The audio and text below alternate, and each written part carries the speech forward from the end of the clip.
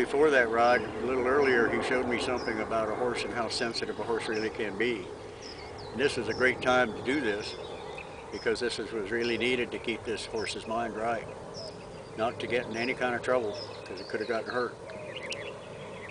So he sat there while he was visiting with the crowd after she'd been turned loose, and she'd go over in one corner and she'd reach down to grab a mouthful of Bermuda.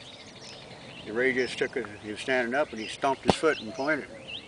And of course her head flew up and looked at him across the pen. And so he just kept talking to the rest of us. He'd drift over a little bit, and pretty quick she started to lower her head down to take another bite of hay. The next time he stomped his foot, was slower but pointed. She'd look up and stay hooked. As long as he held that finger out there, she stayed with him. Mentally connected all the way. Mentally, physically, and spiritually.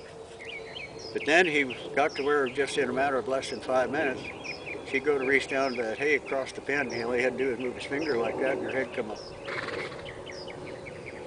Didn't have to use the foot or anything.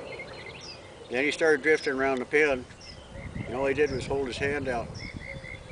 And her attention would drift a little, and he'd just move his finger like that, and her mind would be right back to him. Then he got to where he could do this and move around. As long as he had that finger in the air, she was right there with him. See, so we underestimate how sensitive these horses can be, and that was his whole point. And that was his way in a very dangerous situation of keeping that filly from getting hurt and getting her to build trust in him and in the situation.